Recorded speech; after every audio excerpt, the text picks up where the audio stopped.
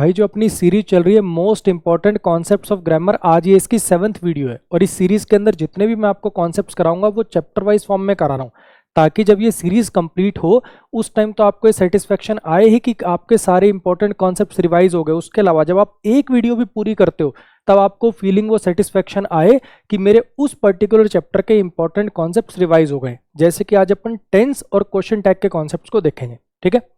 इसकी मैंने प्लेलिस्ट भी क्रिएट कर दी है। यूट्यूब पे जो सेक्शन होता है ना, आप मेरे यूट्यूब चैनल पे प्लेलिस्ट में जाएंगे, वहाँ पे आपको इसकी प्लेलिस्ट मिल जाएगी ताकि आपको वीडियो ढूंढने में दिक्कत ना हो। इसकी पीडीएफ कहाँ मिलेगी? पिंड कमेंट में मेरी एप्लीकेशन का लिंक है, उसको इंस्टॉल कर लो। होम पेज पे फ्री पीडीएफ नाम से आइकन दिखेगा, उस पर क्लिक करके आपको इसकी पीडीएफ मिल जाएगी। आ जाइए करते हैं शुरुआत सीरीज के हिसाब से। कॉन्सेप्ट नंबर 61 सबसे पहला है जी टेंस का चार्ट, है ना। अभी मैं आपको पहले देखो एरर दिखाता हूँ। अब जैसे ये एरर है, अभिषेक डज नॉट टुक। अब काफ़ी बच्चों को लगेगा सर ये क्या मतलब, इस टाइप के एरर भी आते हैं क्या कभी? सबको पता है कि डज नॉट के बाद तो टेक आएगा, बिल्कुल आते हैं जी इस टाइप के सवाल। अगर मैं बात करूं टेंस चैप्टर के जो सवाल आते हैं, सबसे ज़्यादा सवाल ये दो टाइप के आते हैं। एक तो मीनिंग बेस पर कौन सा टेंस लगाना है, सेंटेंस के मीनिंग को देखकर आपको बताना है कि टेंस कौन सा लगेगा यहाँ पर, ठीक है। और दूसरा इस टाइप के हल्के सवाल, कभी इज नॉट गो लिखा होता है ना, तो वर्ब की फॉर्म पे बेस्ड, यानी कौन से टेंस के अंदर वर्ब की कौन सी फॉर्म का यूज होता है उसको सही यूज करना, ठीक। जैसे प्रेजेंट इंडेफिनिट के अंदर क्या आता है, या तो वर्ब की पहली फॉर्म आती है आई गो टू स्कूल, है ना, गो, या फिर she does not call me, she does not talk to me, do does के साथ वर्ब की बेस फॉर्म। प्रेजेंट कॉन्टिन्यूस में क्या आता है, इज एम आर के साथ V1 प्लस में ING, she is singing a song, she is waiting for you. Present perfect में क्या आता है, हैज हैव के साथ V3, I have completed the task, I have won a gold medal. Present perfect continuous में क्या आता है, हैज हैव प्लस में बीन प्लस में V1 प्लस में ING, I have been waiting for you for the last 2 hours, she has been teaching at the school for the last 3 years, has have plus been plus में V1 plus में ING। Past indefinite में क्या आता है, verb की second form, she did not call me, या तो did के साथ वर्ब की बेस फॉर्म आएगी she did not call me, या फिर शी वेंट देयर, सीधी वर्ब की सेकंड फॉर्म आ जाएगी। अच्छा जी, पास्ट कंटिन्यूस में क्या आता है, वॉज वर्ब प्लस में V1 प्लस में ING, she was waiting for you, they were playing there. Past perfect में क्या आता है, हैड प्लस V3। अब ये पास्ट परफेक्ट का आगे आपको मैं यूज बताऊंगा, ये दो एक्शन के कंपैरिजन के लिए जनरली यूज होता है कि ये काम हो चुका था इस काम के होने से पहले। I had completed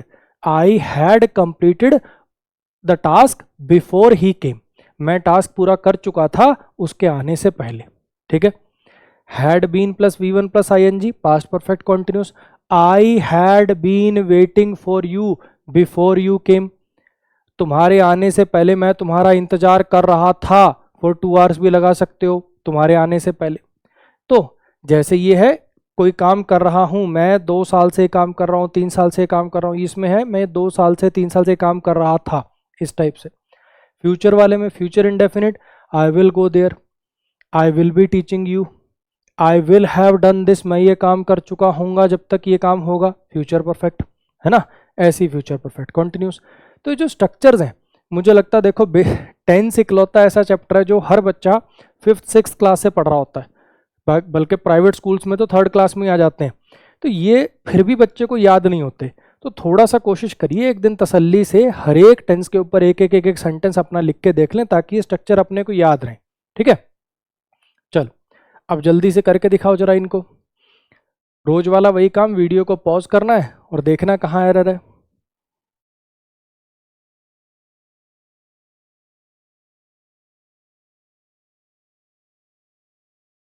हाँ जी, कर लिया। अभिषेक डज नॉट टुक बस टू स्कूल एवरी डे, अभिषेक बस में स्कूल नहीं जाता हर रोज क्योंकि उसके पिताजी उसको ड्रॉप करते हैं काम पे जाते समय। अब यहाँ पे ड्रॉप्स लिखा हुआ है, एवरी डे आ रहा है, सारे इशारे जा रहे हैं कि प्रेजेंट इंडेफिनिट टेंस लगेगा, वर्ब की पहली फॉर्म आएगी। जैसे यहाँ पे वर्ब की पहली फॉर्म है, इधर क्या लिखा हुआ, नेगेटिव है तो डू डज से बनेगा, डू डज के बाद क्या आती है, वर्ब की बेस फॉर्म, वर्ब की बेसिक फॉर्म, है ना। अब जैसे टेक वर्ब है, इसकी फॉर्म कैसे चलेंगी, टेक, टुक, टेकन, ऐसे चलती हैं, और ING फॉर्म टेकिंग होती है। वर्ब की पहली जो फॉर्म होती है, टेक और टेक्स दोनों हो सकती है, सिंगुलर के साथ टेक्स लगती है, प्लूरल के साथ टेक लगती है, यही होती है। यही 5 वर्जन में हो सकता है ना, टेक, टेक, टेक्स पहली फॉर्म, टुक दूसरी फॉर्म, टेकन तीसरी फॉर्म, और आईएनजी फॉर्म कह लो या फोर्थ फॉर्म कह लो जो कि टेकिंग हो जाती है। ऐसे यही 5 स्ट्रक्चर होते हैं इसके। अब डज के बाद क्या आता है? वर्ब की बेस फॉर्म, वर्ब की बेसिक फॉर्म। बेसिक फॉर्म माने जिससे सब निकली है। टेक, टुक, टेकन, इनका आधार क्या है? बेस क्या है? टेक, हाँ कि ना? जैसे ईट, एट, ईटन, ईटिंग, इनका आधार क्या है? ईट। गो, वेंट, गोइंग, इनका आधार क्या है? इनका बेस क्या है? गो। तो डू, डज, डिड के बाद हमेशा वर्ब की बेस फॉर्म आती है। तो यहाँ पे आपको क्या लिखना पड़ेगा? यहाँ पे आपको लिखना पड़ेगा डज नॉट टेक। क्लियर हो गई इतनी बात?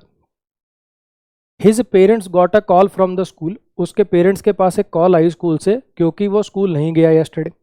अब फिर वही बात, डू, डज, डिड के बाद क्या आती है? वर्ब की बेस फॉर्म आती है। सुनने बोलने में बहुत अच्छा लगता है, ऐसा लगता है यार पास्ट की बात हो रही है तो वेंट ही आना चाहिए ना, लेकिन डू, डज, डिड के बाद क्या आती है? हमेशा वर्ब की बेस फॉर्म आती है। क्या लिखना पड़ेगा? डिड नॉट गो लिखना पड़ेगा। क्लियर होगी इतनी बात? इसको करके दिखाइए जरा।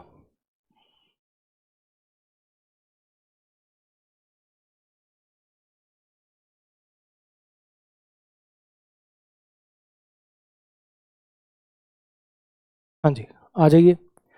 त्रिशा जो है वो अपने दोस्तों के साथ चेस खेल रही है अपने कमरे में, और उसका जो छोटा भाई है वो उन्हें दूर से देख रहा है। ये सेंटेंस का मतलब है। अब यहाँ पे इज के साथ वर्ब की पहली फॉर्म लिख रही, इज प्ले, ये तो कोई टेंस होता ही नहीं है, हाँ कि ना? तो सेंटेंस पढ़ के मीनिंग से भी मुझे पता चल रहा है ये दोनों काम, देखो वाइल से दोनों काम साथ में हो रहे हैं।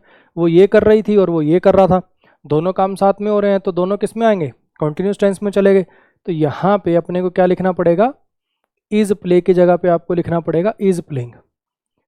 काफ़ी लोग सोच रहे होंगे सर ये क्या पढ़ा रहे हो, इस लेवल के सवाल भी आते हैं क्या कॉम्पिटिटिव एग्जाम में? 2023 के कोई भी पेपर उठा के देखना आप, ठीक है? चाहे वो एसएससी सीजीएल हो, सीपीओ हो, चाहे स्टेनो हो, चाहे सीएचएसएल हो, है ना?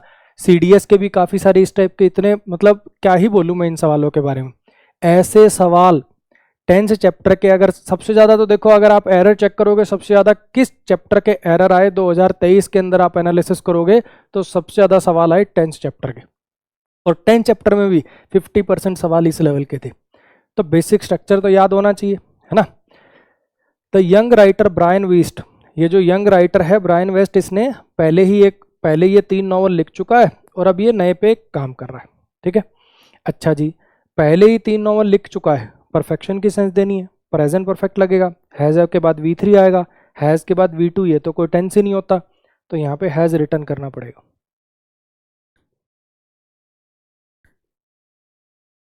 क्लियर होगी इतनी बात? नेक्स्ट पर जाइए, इनको करके दिखाओ जरा।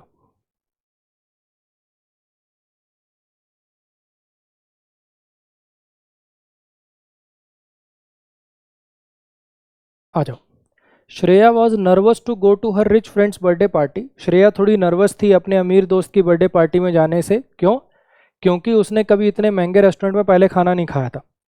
अब जैसा मैंने आपको बताया कि आगे आपको पढ़ाऊंगा, अभी पास्ट परफेक्ट टेंस का ये यूज़ होता है कि पास्ट के 2 एक्शन का कंपैरिजन करना। वो नर्वस थी, क्यों नर्वस थी? क्योंकि उसने आज से पहले ये काम नहीं किया था, तो ये वाला काम पहले हो रहा है, ये वाला काम बाद में। नर्वस थी क्योंकि ये नहीं हुआ था। आ रही बात समझ में? और अगर आपको अभी उस वाले फंडे पे नहीं जाना है, वो भी आगे आएगा, इतना तो पता नहीं कि हैड के साथ V2, ये तो कोई टेंस ही नहीं है। हैज़ एव हैड के बाद वर्ब की थर्ड फॉर्म आती है, कोई भी टेंस अपन देखेंगे परफेक्ट वाला। तो यहाँ पे 8 की जगह पे आपको क्या लिखना पड़ेगा? ईटन लिखना पड़ेगा। क्लियर होगी इतनी बात? She has been worked on this report since 8 o'clock this morning, वो सुबह 8 बजे से इस प्रोजेक्ट पर या इस रिपोर्ट पर काम कर रही है, सुबह 8 बजे से, मॉर्निंग से। तो यहाँ पे शी हैज़ बीन वर्कड, ये बी की फॉर्म प्लस V3 तो पैसिव हो गया, उस पर कुछ किया जा रहा है कि ये कुछ कर रही है, ऑब्वियस बात है एक्टिव लिखना था, और बीन के साथ V3 तो पैसिव हो जाएगा। एक्टिव में लेके जाना तो बीन के बाद ये क्या स्ट्रक्चर बनेगा? हैज़ है प्लस बीन प्लस में ING। एक्टिव में बीन के बाद ING आता है, पैसिव में आता है V3, तो पैसिव चाहिए नहीं था, गलत लगा रखा है। तो यहाँ पे she has been working on this project लिखना पड़ेगा। क्लियर हो गया जी? नेक्स्ट कॉन्सेप्ट पर आ जाइए। अगला अपना कॉन्सेप्ट, 10th चैप्टर में 3 टाइप के सवाल सबसे ज़्यादा आपको देखने को मिलेंगे, ठीक है? सबसे ज़्यादा सवाल, जैसे 2 तो ये सबसे ज़्यादा मिलते हैं। एक तो जैसा अभी मैंने आपको कराया कि वर्ब का स्ट्रक्चर ही गलत लिख रखा है, हैज़ हैव के बाद V2 लगा रखा है, इज़ के बाद V1 पटक रखा है, ऐसे वाले। और इसके अलावा आगे कॉन्सेप्ट आएगा सेंटेंस के मीनिंग के हिसाब से टेंस लगाना। उसमें कोई हिंट नहीं होगा आपके पास कि कोई आपको स्पेशली हिंट लगा के दे रखा, बिना हिंट के पूरा सेंटेंस पढ़ के आपको मीनिंग देखना और टेंस जज करना है। तीसरे नंबर पर जो सबसे ज्यादा 10 चैप्टर में सवाल आता है वो आता है जी इस पर, सिंस या फॉर के साथ जब टाइम दिया हो, सिंस या फॉर के साथ जब टाइम दिया हो तो प्रेजेंट परफेक्ट या प्रेजेंट परफेक्ट कॉन्टिन्यूअस टेंस का यूज होता है। पहले तो ये समझ लो कि क्यों होता है, फिर आगे पढ़ेंगे, ठीक है। अच्छा जी, एक एग्जाम्पल से समझाने की कोशिश करता हूं, या तो मैं इसी सेंटेंस पर लिख देता हूं आई हैव, या मैं गलत ही लिखता हूं पहले, है ना, फिर कटवा के उसको ठीक करा लेंगे। I am teaching English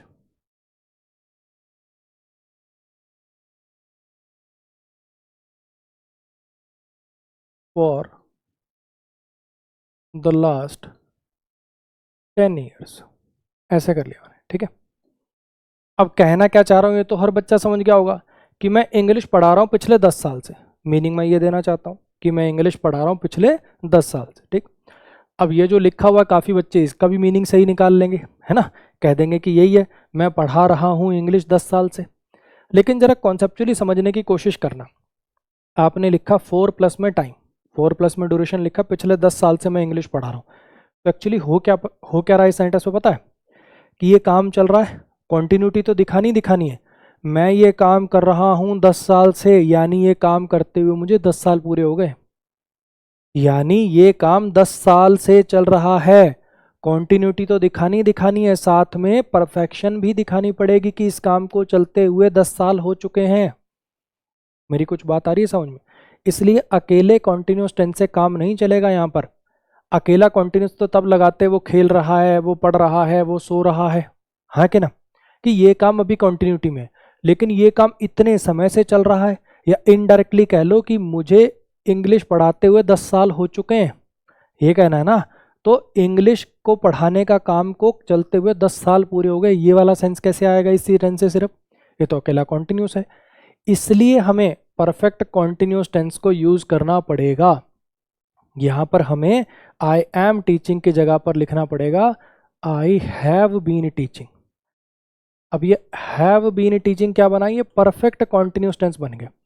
perfect plus continuous, continuous से पता चला कि ये काम चल रहा है, और परफेक्ट से पता चला कि इसको चलते हुए 10 साल हो चुके हैं। मेरी कुछ बात आ रही है समझ में? इसलिए रूल बन गया, सिंस या फॉर के साथ टाइम आए तो प्रेजेंट परफेक्ट या प्रेजेंट परफेक्ट कॉन्टिन्यूस का यूज करना, ठीक। परफेक्ट कब लगाएंगे वो भी अभी बात करूंगा मैं। अच्छा जी, सिंस और फॉर में क्या फर्क होता है? फॉर के साथ लिखी जाती है ड्यूरेशन, जैसे फॉर द लास्ट 10 ईयर्स, पिछले 10 साल से, ये एक ड्यूरेशन है। अगर यहाँ पे लिखा होता I have been teaching English since 2012, since 2014, तो ये 2012 2014 क्या है, ये पॉइंट ऑफ टाइम है। मैं पढ़ रहा हूँ 7 बजे से, ये पॉइंट ऑफ टाइम है। मैं पढ़ रहा हूँ 7 घंटे से, ये ड्यूरेशन ऑफ टाइम है। कुछ मेरी बात आ रही है समझ में? तो सिंस के साथ आता है पॉइंट ऑफ टाइम, फॉर के साथ आता है ड्यूरेशन ऑफ टाइम। इस पे भी कई बार एरर आ जाता है कि सिंस और फॉर की गलती होती है, यहाँ पे लास्ट 10 ईयर्स लिखा और यहाँ पे सिंस लिख देगा, ठीक है, कई बार ये वाली गलती भी होती है। तो सिंस के साथ आता है पॉइंट ऑफ टाइम, फॉर के साथ आता है ड्यूरेशन ऑफ टाइम, और इनके साथ प्रेजेंट परफेक्ट या प्रेजेंट परफेक्ट कॉन्टिन्यूस का यूज किया जाता है। क्यों किया जाता है वो आपको मैंने अभी समझाया कि अकेले कॉन्टिन्यूस से काम नहीं चलेगा। ये स्ट्रक्चर जब लगता है इसका मतलब होता है ये काम इतने समय से अब तक चल रहा है, तो एक परफेक्शन की सेंस भी देनी ज़रूरी होती है। आ जाओ सवाल करते हैं, फिर और जानेंगे इसके बारे में, करो ट्राई।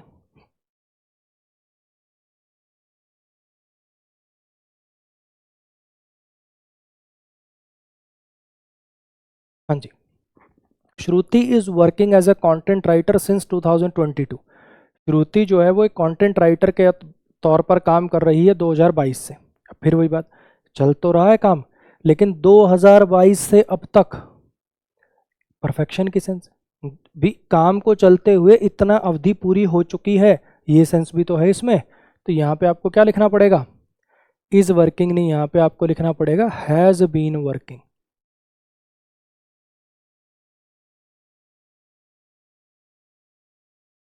क्लियर हो गया? Mrs Sharma knows the neighbourhood better than anyone else. Mrs Sharma जो हैं वो यहाँ के आस पड़ोस को, इस नेबरहुड को बाकी किसी और के कंपैरिजन में ज़्यादा जानती हैं, क्योंकि वो यहाँ रह रही हैं पिछले 20 साल से। अब फिर वही बात, कॉन्टिन्यूटी तो है कि ये काम चल रहा है, लेकिन 20 साल से रह रही हैं, 20 साल पूरे हो गए उन्हें रहते हुए, तो दोनों चीज़ें बतानी पड़ेंगी, परफेक्ट भी और कॉन्टिन्यूस भी। तो यहाँ पे she has been living here. Clear हुई इतनी बात? नेक्स्ट पे आओ, इसको करके दिखाओ जरा।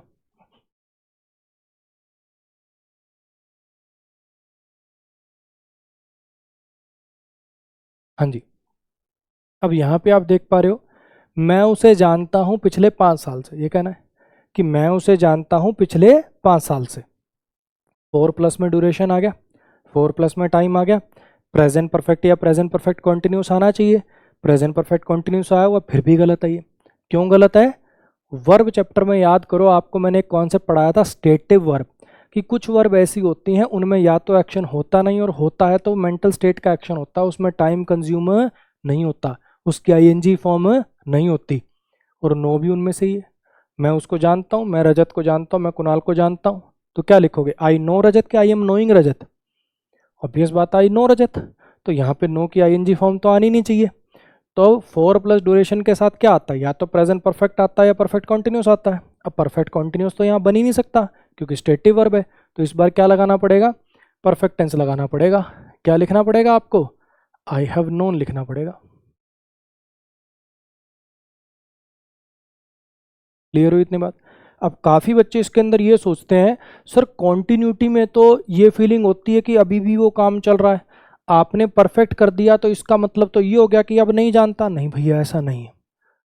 परफेक्ट टेंस जो होता है, दिक्कत पता है क्या है, हमने एक चीज दिमाग में हमारे बैठी हुई है कि परफेक्ट टेंस का मतलब हो गया काम खत्म हो गया, है ना। हम बचपन से स्कूलों में यही पढ़ते आ रहे हैं। जैसे अगर मैं कहूँ आई हैव कंप्लीटेड द टास्क, मैंने काम पूरा कर लिया, है ना। आई हैव कॉल्ड हर, मैं उसको कॉल कर चुका हूँ। I have solve the question, मैं क्वेश्चन सॉल्व कर चुका हूँ। तो हमारे दिमाग में ये होता है कि परफेक्ट टेंस का मतलब होता है काम खत्म हो गया, ठीक। लेकिन परफेक्ट टेंस का सिर्फ एक यही यूज नहीं है कि काम खत्म हो गया, इस चीज को दिखाना। परफेक्ट टेंस जैसे मैंने आपको अभी बताया, जब मैंने आपको इसका बेसिस बताया कि ये क्यों लगा, तो मैंने आपको ये बताया, ये लॉजिक बताया कि काम खत्म हो गया। मैंने आपको कहा कि परफेक्ट टेंस का कॉम्बिनेशन क्यों बनाना पड़ रहा है कॉन्टिन्यूस के साथ, क्योंकि ड्यूरेशन खत्म होगी। मुझे इंग्लिश पढ़ाते हुए 10 साल हो चुके हैं, इंग्लिश पढ़ाने का काम कंटिन्यूटी में, और 10 साल खत्म हो चुके हैं। उस ड्यूरेशन को खत्म दिखाने के लिए मुझे परफेक्ट टेंस का यूज करना पड़ा। तो जरूरी नहीं होता कि परफेक्ट टेंस लगाने का मतलब होता है कि वो एक्शन अब होगा नहीं, एक्शन खत्म ही हो गया। परफेक्ट टेंस ड्यूरेशन की कंप्लीशन को दिखाने के लिए लगता है। तो जब यहाँ पे लिखा ना आपने, तो यहाँ पे ये परफेक्ट टेंस का यहाँ पर मतलब है कि मैं उसको जानता हूँ पिछले 5 साल से। ये जो हमारा मेरा उसको जानने का जो पीरियड है ना, इसको 5 साल हो चुके हैं। तो जो परफेक्ट टेंस से इसके कंप्लीशन की फीलिंग दी जा रही है, और इसका मतलब ये नहीं है कि एक्शन खत्म हो गया। इसको एक चीज से समझो तुम, अगर मैं जैसे फॉर एग्जाम्पल अगर मैंने कहा आई लव हर, मैं उसे प्यार करता हूँ, प्रेजेंट डेफिनेट लगा दिया, तो इसमें क्या एक्शन खत्म हो गया? फैक्ट है ना, ये हैबिचुअल एक्शन है।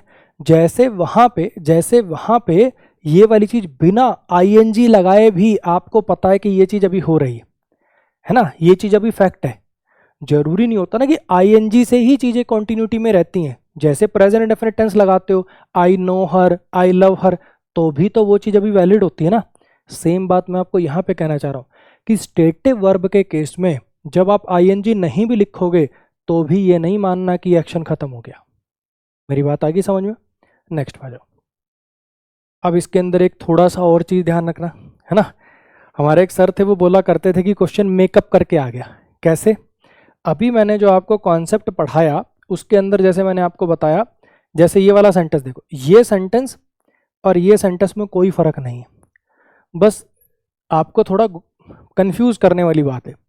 सिंस 2022, 2022 से अब तक ये काम चल रहा है ना, ये कहना था।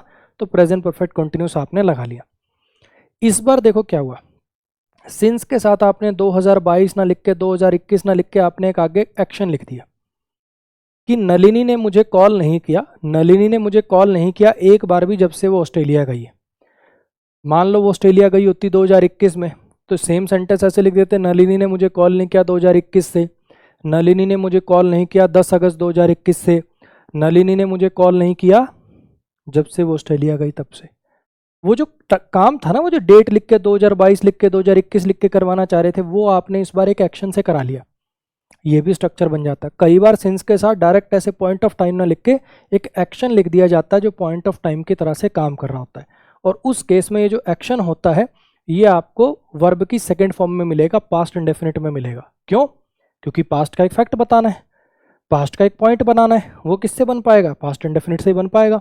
और इस तरफ पे फिर इस तरफ पे कोई चेंज नहीं आएगा, वही प्रेजेंट परफेक्ट या प्रेजेंट परफेक्ट कॉन्टिन्यूस लगाना है। परफेक्ट कॉन्टिन्यूस तब लगाते हैं जब वो काम चल रहा हो। अब ये काम तो हो ही नहीं रहा, एक बार भी कॉल नहीं किया उसने मुझे, तो इस बार परफेक्ट कॉन्टिन्यूस तो आएगा नहीं। Nalini has not been calling me तो लिखेंगे नहीं, Nalini has not called me even once, उसने मुझे एक बार भी कॉल नहीं किया। Nalini has not called me even once.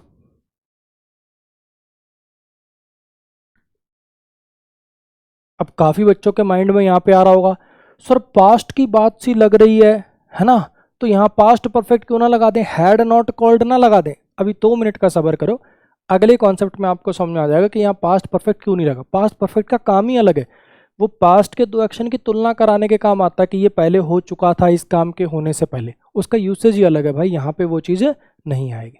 ठीक, एक बार फिर से देख लीजिए मैंने आपको क्या पढ़ाया, क्या समझाया कि सिंस या फॉर के साथ जब टाइम आए, सिंस या फॉर के साथ जब टाइम आए तो प्रेजेंट परफेक्ट या प्रेजेंट परफेक्ट कॉन्टिन्यूस टेंस का यूज़ किया जाता है। ठीक है, अब ऐसा होता क्यों है वो भी मैंने आपको बताया कि ये एक ऐसा स्ट्रक्चर क्रिएट करता है जिसके अंदर हम ये कहना चाह रहे होते हैं कि ये काम चल रहा है इतने समय से, है ना। वो आप पॉइंट ऑफ टाइम से भी कह सकते हो, 2022 से चल रहा है, 10 साल से चल रहा है, ड्यूरेशन से भी कह सकते हो, है ना। लेकिन बात वही रहेगी कि किसी काम को आप दिखाना चाहते हो कि वो चल रहा है और उसको चलते हुए इतना टाइम हो गया, तो आपको परफेक्शन प्लस कंप्लीशन दोनों चीज़ें दिखानी होती हैं, इसलिए परफेक्ट टेंस आपको, परफेक्ट कॉन्टिन्यूस टेंस आपको लगाना पड़ता है। परफेक्ट टेंस कब लगाना पड़ जाता है? परफेक्ट टेंस तब लगाना पड़ जाता है अगर कोई स्टेटिव वर्ब हो, उसका आईएनजी फॉर्म तो होती नहीं, तब परफेक्ट टेंस भी लगाना पड़ जाता है। या कई बार क्या होता है कि वो काम चल नहीं रहा होता, हमें ऐसा कुछ कहना पड़ता है कि उसने मुझे एक बार भी कॉल नहीं किया, मैं उससे एक बार भी नहीं मिला हूँ। अगर मुझे कहना हो मैं 2022 से उससे एक बार भी नहीं मिला, तो क्या लिखेंगे? I haven't met her once, I haven't met her even once since 2022, मैं उससे एक बार भी नहीं मिला, तो उस केस में क्या लगाना पड़ेगा? परफेक्ट टेंस लगाना पड़ेगा। तो अब मुझे लगता है कि आपको बात समझ में आ गई होगी कि सिंस या फॉर के साथ जब टाइम आए तो परफेक्ट या परफेक्ट कॉन्टिन्यूस आता है, अगर वो काम चल रहा है तो परफेक्ट कॉन्टिन्यूस। परफेक्ट कब लगाना पड़ेगा? या तो स्टेटिव वर्ब आ जाए तब परफेक्ट टेंस से काम चलाना पड़ेगा, या फिर वो एक्शन ना हो रहा हो, वो एक्शन कॉन्टिन्यूटी में नहीं है अब, तब परफेक्ट टेंस लगाना पड़ जाएगा। क्लियर हो गया जी? नेक्स्ट पे जाइए। अरे ये तो प्रचार का समय आ गया। अगर आप कॉम्पिटिटिव एग्जाम की तैयारी कर रहे हैं और कोई ऐसा बैच लेना चाहते हैं जो अपने आप में एक वन स्टॉप सॉल्यूशन हो, यानी उस बैच को लेने के बाद ऐसा नहीं कि थ्योरी की कोई और किताब पढ़नी पड़ जाए आपको, या प्रैक्टिस के लिए कोई और किताब लेनी पड़ जाए आपको, सब कुछ उसी एक बैच के अंदर हो कि उस एक बैच को लगा लिया तो इंग्लिश का आपका काम खत्म हो गया, तो ऐसा बैच है भाई मेरी एप्लीकेशन पे है, फाउंडेशन बैच।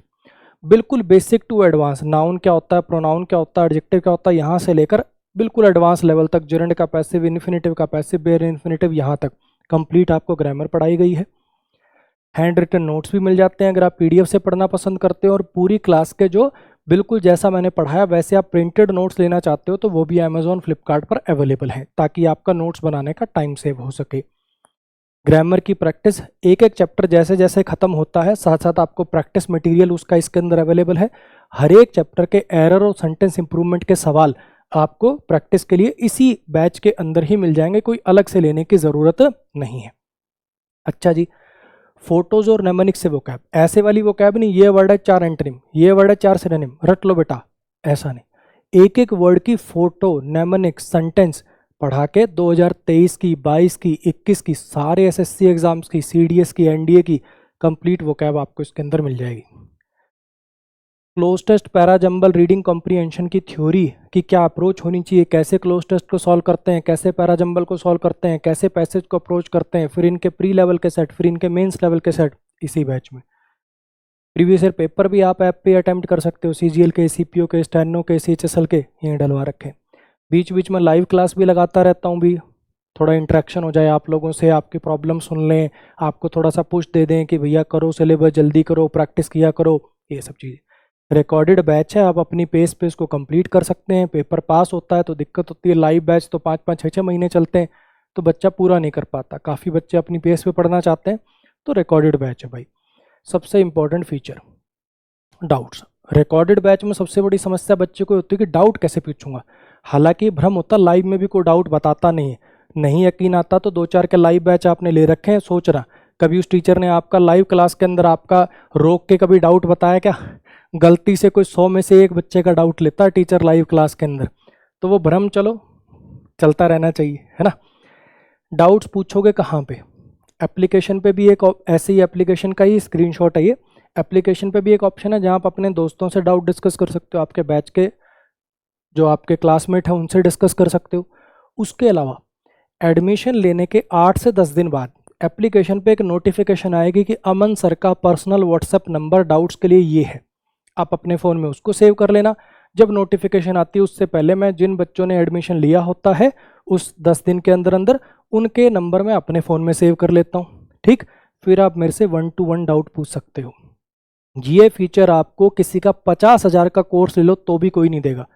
मैं भी चाहूँ तो हर 10-10 दिन में बैच निकाल सकता हूँ बाकियों की तरह, लेकिन मैं अपने ये मान के चलता हूँ कि जिसने मेरा पेड कोर्स लिया वो डाउट के लिए कहीं और क्यों भटकेगा। हर रोज के 5 घंटे मैं सिर्फ इस डाउट वाले काम को अपने डिवोट करता हूँ, जिसकी वजह से मैं और वीडियोस लाना या और चीज़ें ना, मतलब उनमें मेरे को दिक्कत आती है, वो मैं नहीं कर पाता, लेकिन वो मेरे को मंजूर है उस बच्चे को फैसिलिटी देने के लिए कि भैया जिसने इस बैच को लिया है उसकी जिम्मेदारी मेरी है, ठीक। ये वाला डाउट वाला पर्सनल व्हाट्सएप नंबर कोई स्टाफ का नहीं, कोई टीम का नहीं, मेरा खुद का, मेरी खुद की आवाज़ सुनोगे आप उस ऑडियो के अंदर जब मैं आपको डाउट रिप्लाई करूंगा। 50,000 के बैच में भी कहीं नहीं मिलेगा आपको। चलो जी, फाउंडेशन बैच अपनी एप्लीकेशन पे अवेलेबल है, कमेंट में लिंक पिंड है, जो लेना चाहे ले सकते हैं, और जिन्होंने ले रखा है अपने दोस्तों को बता दिया करो, ठीक है। ऐसे मत सोचा करो कि बहुत स्टूडेंट है कोई और बता देगा, बहुत स्टूडेंट है कोई और बता देगा, तुम भी 2-4 को बताया करो, ठीक। सब ऐसा सोच के बैठ जाते हैं कोई और बताएगा। आ जाइए, अब अपन कुछ बात कर लेते हैं कि सेंटेंस जब पेपर में आता है और टेंस की गलती होती है तो कुछ ना कुछ हिंट देता है एग्जामिनर आपको कि भैया मैं ये टेंस लगवाना चाहता हूँ यार, यहाँ पे ये टेंस लगना था, तो उस बेस पर आने वाले सवाल। जैसे कई बार क्या होगा, गलत टेंस तो कुछ भी लिखा हो सकता है, प्रेजेंट परफेक्ट लिखा हो सकता है, प्रेजेंट कॉन्टिन्यूस लिखा हो सकता है, अब उसको कटवा के वो चाहता है कि आप प्रेजेंट डेफिनेट लगाओ, तो क्या हिंट देगा? आपने पढ़ रखा होगा कि जो प्रोवर्ब होती हैं, कहावतें होती हैं, ये प्रेजेंट डेफिनेट में लिखी जाती हैं। जो फैक्ट होते हैं, पानी 100 डिग्री पर बॉयल होता है तो water boils at 100 degree Celsius लिखेंगे, ना कि वाटर बॉइल्ड एट। समझ में आई मेरी बात? फैक्ट हो गए, प्रोवर्ब हो गए, प्रेजेंट डेफिनेट टेंस में लिखे जाते हैं हमेशा। हैबिचुअल एक्शन, मैं ये काम करता हूँ, वो ये काम करती है, ये भी किस में आते हैं? प्रेजेंट इंडेफिनेट में आते हैं। अब ये हैबिचुअल एक्शन के हिंट है, वो हमेशा लेट आता है, वो अक्सर यहाँ कॉल करती है, वो डेली न्यूज़पेपर पढ़ता है, ये सब क्या है? ये हैबिचुअल एक्शन के हिंट है। अब सोचोगे सर नेवर कैसे हैबिट होगी? आप कोई काम नहीं करता, ये भी तो आपकी हैबिट है ना। आई नेवर टॉक टू, मैं उससे कभी बात नहीं करता, ये भी तो हैबिचुअल एक्शन के अंडर में आएगा। लेकिन ध्यान रखना, ऐसी कोई पत्थर की लकीर नहीं है कि ये वर्ड आए तो हमेशा प्रेजेंट इंडेफिनिट ही आएगा। कई बार प्रेजेंट परफेक्ट भी आ जाता है सेंटेंस के मीनिंग के अनुसार। ये कुछ वर्ड हैं सेल्डम, नेवर, ऑलवेज, ऑफन, ये आपको कई बार प्रेजेंट परफेक्ट में भी दिख सकते हैं, लेकिन ज़्यादा चांस ये है कि आपको प्रेजेंट इंडेफिनिट में दिखेंगे। ऐसे प्रेजेंट कॉन्टिन्यूस, प्रेजेंट कॉन्टिन्यूस कब लगाते हैं? कोई काम जब अभी चल रहा हो, वो सो रहा है, वो खा रहा है, वो हंस रहा है, इस टाइप से, मतलब फिलहाल अभी चल रहा है, आगे का पता नहीं, टेम्परेरी एक्शन। उसके क्या हिंट होते हैं? एट दिस टाइम, इस क्षण में, at the moment, as present, right now, these days, इन दिनों, ये सब हिंट हैं प्रेजेंट कॉन्टिन्यूस के। प्रेजेंट इंडेफिनिट कब लगाना है? प्रोवर्ब के लिए, फैक्ट के लिए, या ये काम होता है, ये काम ऐसा है, फैक्ट बताना, हैबिचुअल एक्शन बताना, प्रोवर्ब बताना, उसके लिए प्रेजेंट इंडेफिनिट। ये काम अभी चल रहा है ना। वो खा रहा है, सो रहा है, हंस रहा है, वो एक प्रोजेक्ट पे काम कर रहा है, वो ये वाली चीज़ में बिजी है आजकल, ऐसी वाली चीज़ों के लिए प्रेजेंट कॉन्टिन्यूस। करके दिखाओ।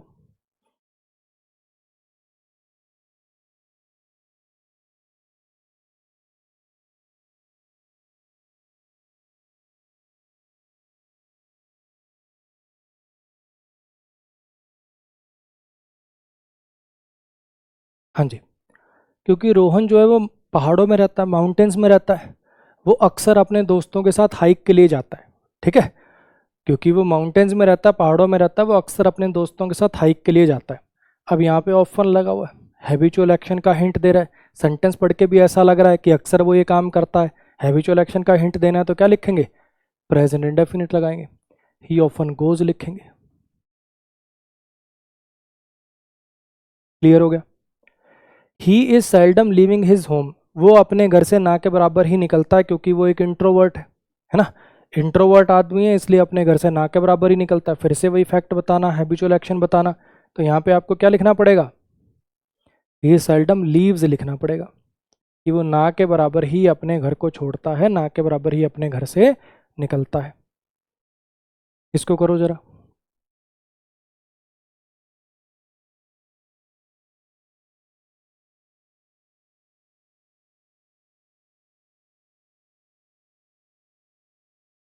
ये जो टाइम देता हूँ इसमें पॉज करके अपने आप सोच लिया करो यार, है ना।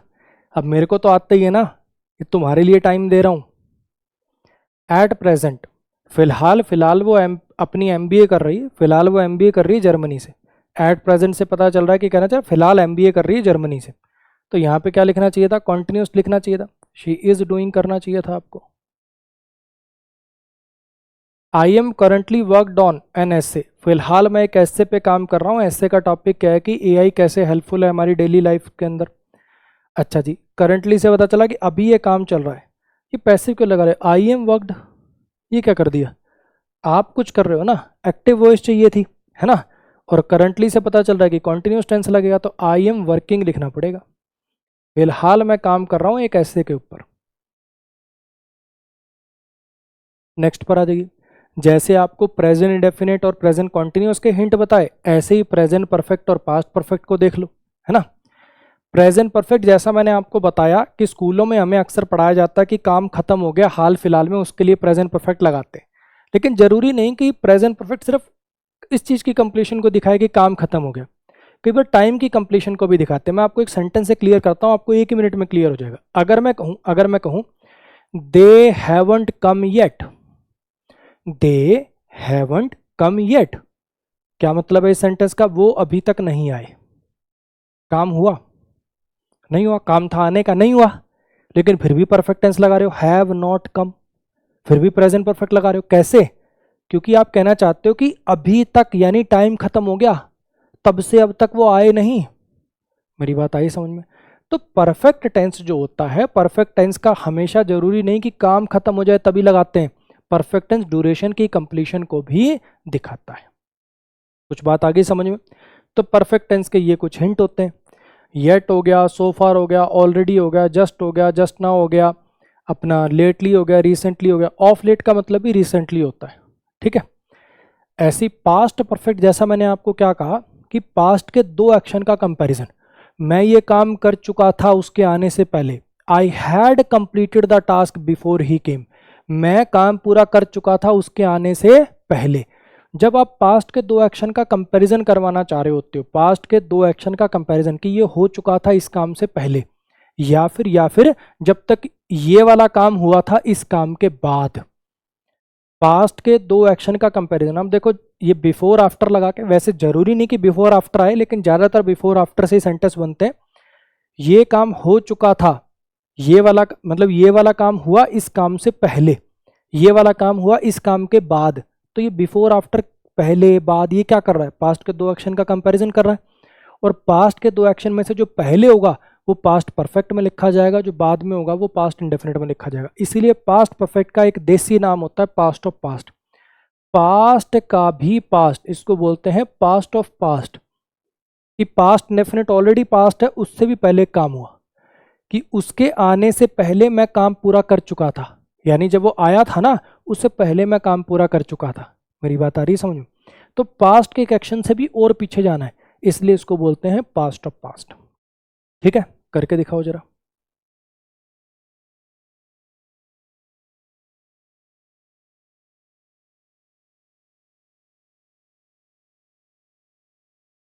कर लिए भाई ये sentences? I had not got any email regarding the job interview yet. मुझे अभी तक जॉब इंटरव्यू के रिगार्डिंग कोई ईमेल नहीं मिला है। अब यहाँ पे लगा हुआ है हैड प्लस में V3 यानी पास्ट परफेक्ट लगा हुआ, और जैसा कि मैंने आपको बताया कि पास्ट परफेक्ट का तो काम होता है पास्ट के दो एक्शन का कंपैरिजन करना, हाँ कि ना? यहाँ आपको पास्ट के कोई दो एक्शन नजर आ रहे हैं? नहीं नजर आ रहे।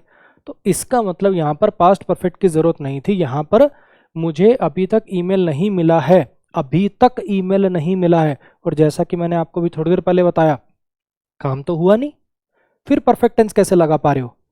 टाइम खत्म हो गया, येट अभी तक ईमेल नहीं मिला है, यानी तब से लेकर अब तक टाइम खत्म हो गया। तो यहाँ पे अपन क्या लिखेंगे? I haven't got.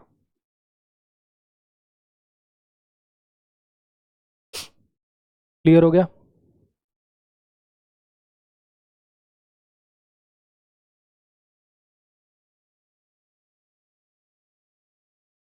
Her children had not been well lately so she is taking them to a doctor.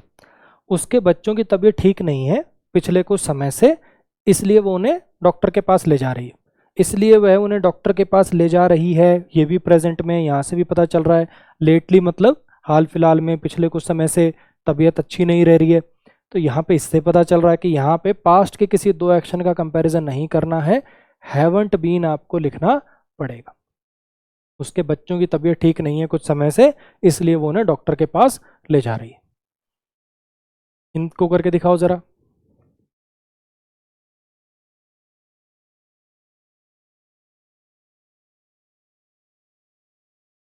हाँ जी। I never met anyone from India before. मैं इंडिया के किसी आदमी से इससे पहले नहीं मिला था। किससे पहले नहीं मिला था? जब से मैंने रहना शुरू किया है मेरी न्यू रूममेट संगीता के साथ। ठीक है, कोई लड़की भी बोल रही हो सकती कि मैं, कोई फॉरेन की लड़की होगी, अमेरिका की, इंग्लैंड की, वो कभी इंडिया ना कभी आई ना किसी से मिली। वो ये कह रही है कि मैं आज से पहले इंडिया के किसी पर्सन से नहीं मिली थी, जब से मैंने अपनी न्यू रूममेट संगीता के साथ रहना शुरू किया, मतलब उससे पहले से किसी के साथ नहीं मिली। कोई लड़का भी हो सकता है वहाँ, तो मतलब चलता है। तो यहाँ पे आई स्टार्टेड लिविंग, इस एक्शन से पहले, इस एक्शन से पहले कभी ये काम नहीं हुआ था, ये कहना चाह रहे हैं यहाँ पे, है ना? कि ये वाला जो एक्शन है ना, बिफोर आई स्टार्टेड, जब से मैंने रहना शुरू किया अपनी न्यू रूममेट संगीता के साथ, उससे पहले मैं कभी नहीं मिला था या मिली थी किसी भी इंडिया के व्यक्ति से। पास्ट के एक एक्शन से पहले दूसरे काम की बात करनी है, तो यहाँ पे क्या लगना चाहिए था? पास्ट परफेक्ट लगना चाहिए था, है ना? तो यहाँ पे आपको क्या लिखना पड़ेगा? I had never met. Never की पोजीशन आपको पता होगा, एडवर्ब के केस में आपको पढ़ाया था, मेन वर्ब से जस्ट पहले लगती है। तो I had never met anyone from India ऐसे लिखना पड़ेगा। The doctor had arrived after the patient had died from a heart attack. Doctor आया, कब आया? पेशेंट के हार्ट अटैक से मरने के बाद। अब यहाँ पे आपको पता है कि आफ्टर, ये वाला काम हुआ इस काम के होने के बाद, यानी पेशेंट पहले मर गया फिर डॉक्टर आया, तो पेशेंट के मरने वाली बात तो पास्ट परफेक्ट में आएगी, ये बात तो ठीक है। दोनों को पास्ट परफेक्ट में थोड़ी लिख सकते हो, इसको आपको पास्ट इंडेफिनिट में लिखना चाहिए था। तो यहाँ पे हैड अराइव्ड नहीं, सिर्फ अराइव्ड आएगा कि डॉक्टर आया था पेशेंट के मरने के बाद। डॉक्टर के आने का काम बाद में हुआ, पेशेंट पहले मर गया। पास्ट के दो एक्शन का कंपैरिजन करना हो, बिफोर आफ्टर लिखा हो, या कोई और भी वर्ड लिखे हो सकते हैं, ऑलरेडी लिखा हो सकता है, प्रेसिडेड लिखा हो सकता है, कोई भी ऐसा हिंट जिससे आपको पता चले कि पास्ट के दो एक्शन का आपस में कंपैरिजन करना है। यहाँ पे मैं एक छोटी सी बात और बोलना चाहूंगा, ठीक है? कई बार क्या होता है ना, बच्चा इस चीज को रट लेता है कि पास्ट के दो एक्शन आएंगे तो पास्ट परफेक्ट आएगा ही आएगा। इसको एक एग्जांपल से समझने की कोशिश करना। अगर मैं कहूं the boy became happy when he saw his mother. होता ना, बच्चों को छुट्टियों वुट्टियों में मामा के घर, दादा के घर, वहाँ छोड़ आते हैं, है ना? अब मम्मी उसको लेने आई है वापस, तो बच्चे ने जैसे ही माँ को देखा, बच्चा खुश हो गया। अब अगर बच्चे कई बार क्या होता है ना, जैसे ही पास्ट परफेक्ट वाला कॉन्सेप्ट पढ़ते हैं ना कि पास्ट के दो एक्शन का जब कंपैरिजन करना हो तो जो पहले होता है वो पास्ट परफेक्ट में आता है, बाद वाला पास्ट इंडेफिनिट में आता है, वो इस चीज को रट लेते हैं बिल्कुल कि दो पास्ट के एक्शन दिखेंगे तो एक तो पास्ट परफेक्ट में लगाऊंगा ही लगाऊंगा। अब ये दो एक्शन है ना। अब वो क्या करेगा बच्चा, बच्चा खुश हो गया, बच्चा खुश हो गया जब उसने अपनी माँ को देखा, तो वो क्या दिमाग लगा, ऑब्वियस बात है पहले माँ पे नजर पड़ेगी तभी तो खुश होगा, यहाँ पे हेड सीन करेगा। ये नो एरर है भाई। ये व्हेन का मतलब क्या होता है, जब, है ना। ये कब लगाया जाता है, व्हेन कंजंक्शन कब यूज करते हैं, जब दोनों काम साथ में हो रहे हो। हाँ कि ना, वो ये कर रहा था जब मैं ये कर रहा था, वो आई जब मैं सो रहा था। ये व्हेन कंजंक्शन का काम ही है कि ये दोनों काम साथ में हो रहे हैं।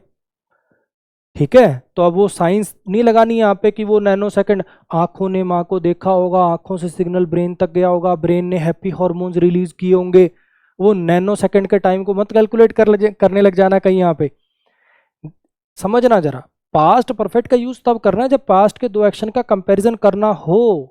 यानी आपको सेंटेंस में कोई ऐसा हिंट दिया हो, बिफोर लिखा हो, आफ्टर लिखा हो, ऑलरेडी लिखा हो, प्रीसीडेड लिखा हो, जिससे आपको पता चले कि ये कहना है कि ये काम हो चुका था इस काम से पहले, ये काम हुआ इस काम के बाद।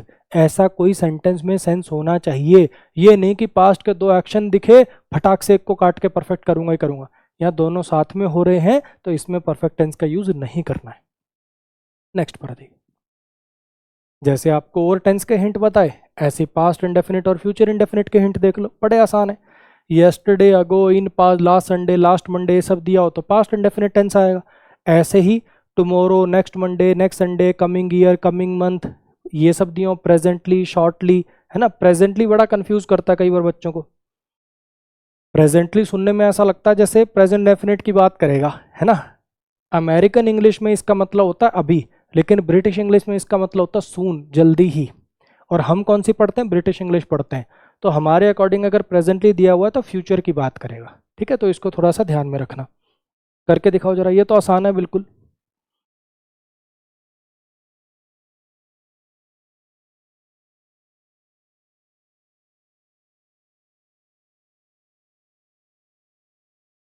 हाँ जी, बड़ी तेज बरसात हुई, rain, cat and dog, cats and dogs का मतलब होता है मूसलाधार बारिश हुई, है ना। तो बड़ी तेज बरसात हुई कल और बहुत सारे जो स्लम्स थे, बहुत सारी जो झुग्गी बस्ती थी, वो फ्लडेड हो गए, मतलब पानी से भर गए। अब यहाँ पे येस्टरडे लगा हुआ, येस्टरडे किसका हिंट होता है, पास्ट इंडेफिनिट का हिंट होता है। यहाँ पे कोई पहले बाद में की सेंस देनी है क्या, बिफोर आफ्टर ऐसा कुछ लिखा हुआ कि परफेक्ट टेंस लगाएं, ऐसा तो कुछ है नहीं। तो यहाँ पे सीधा सीधा आपको हैड रेन्ड ना लिख के इट रेन्ड, इट रेन्ड मतलब बरसात हुई कल बड़ी मूसलाधार। क्लियर होगी इतनी बात। I have gone to the cinema with my family last Sunday, पिछले संडे को सिनेमा गया था, यानी मैं मूवी देखने गया था। फिर वही बात, लास्ट संडे किसका हिंट है, पास्ट इंडेफिनिट का। कोई पास्ट का दूसरा एक्शन है नहीं, और लास्ट संडे के साथ प्रेजेंट परफेक्ट क्या कर रहा है, तो यहाँ पे क्या लिखना पड़ेगा, आई वेंट। नेक्स्ट पर आ जाइए, इनको करके दिखाओ जरा।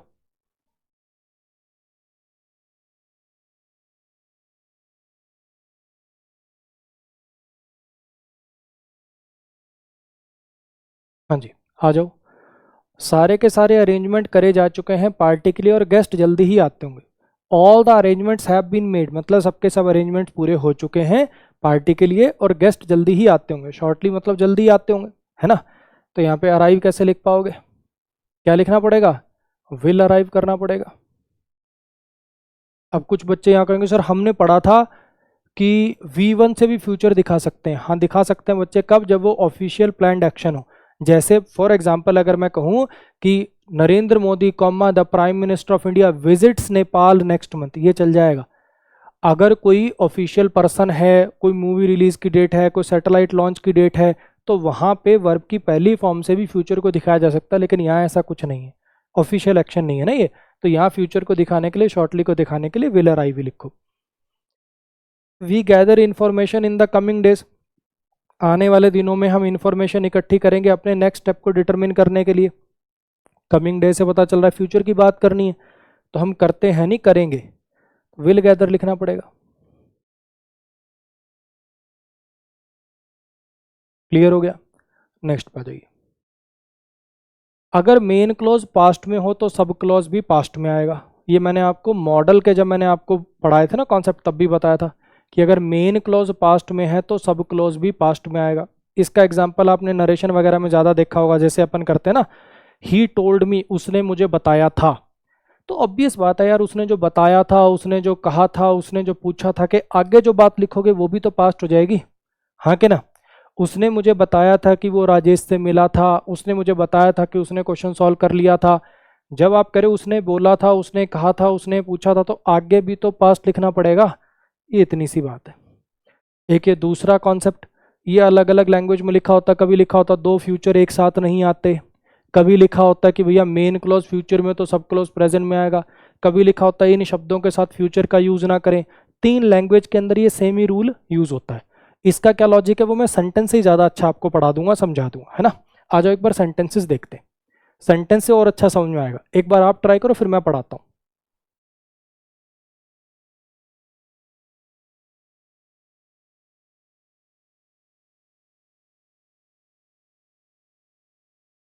हाँ जी, आ जाओ। My mother asked me where I am going, मेरी माँ ने मुझसे पूछा मैं कहाँ जा रहा हूँ या जा रही हूँ, जो भी है, ठीक है। अब इतना आपको पता होगा कि जिस क्लॉज के शुरू में कंजंक्शन लगी होती है वो होता है सब क्लॉज, और जिसमें नहीं लगी होती वो होता है मेन क्लॉज। यानी ये है मेन क्लॉज और ये है आपका सब क्लॉज, ठीक है। ज़्यादातर ऐसा ही होता है, लेकिन कुछ कंजंक्शन ऐसे भी होते हैं जिनमें मेन क्लॉज सब क्लॉज बनता ही नहीं है। कोऑर्डिनेट कंजंक्शन, जैसे और, एंड, बट, येट, सो, इस टाइप की।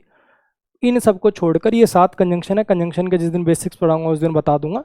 उनको छोड़कर बाकी जितनी कंजंक्शन है, जितनी भी, if, when, until, unless, before, after, ये जितनी कंजंक्शन है सब में जिस क्लॉज के साथ, जैसे ये वाले क्लॉज के साथ कंजंक्शन आई तो सब क्लॉज है और ये मेन क्लॉज है, ठीक है। अब मेन क्लॉज पास्ट में तो ये सब क्लॉज पास्ट में आएगा।